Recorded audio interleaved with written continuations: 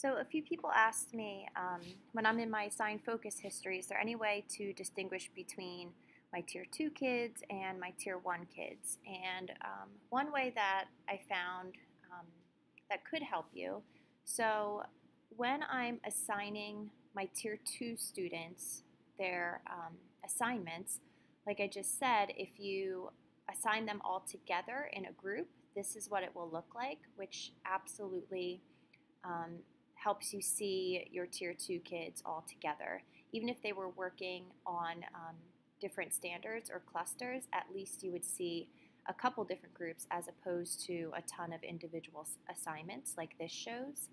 But the other thing is that when I'm thinking about what to assign to my Tier 1 students, I should be assigning them short-term assignments instead of long-term assignments.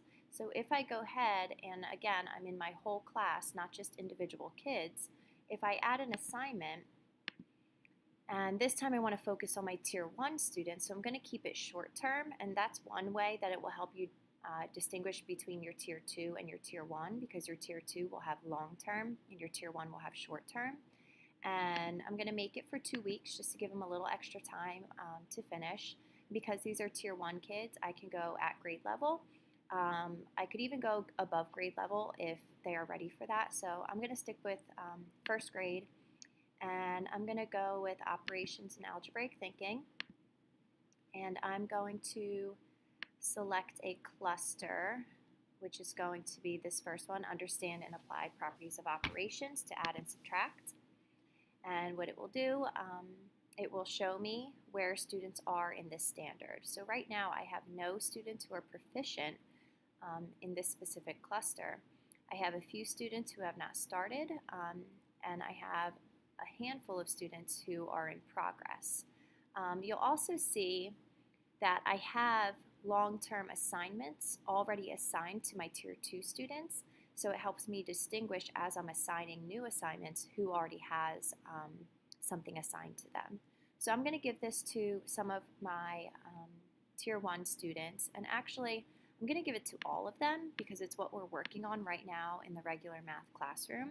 So I'm just going to go through and I'm going to unclick my Tier 2 students who already have assignments.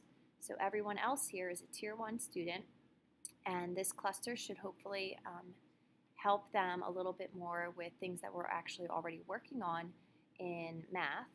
And I'm going to go ahead and I'm going to assign it.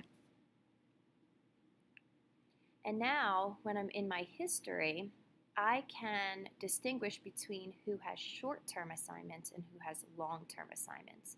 So if I just want to see my Tier 2 students, I can unclick the short-term box and it will just be my long-term, which should be my Tier 2. If I just want to see my Tier 1 students, I click on the short term and it will give me all of them. So that's one way I found that you can organize and distinguish between who's your Tier 1 and who's your Tier 2. But what you'll have to do is you'll have to make sure your Tier 1 students only have short-term assignments and your Tier 2 students only have long-term assignments.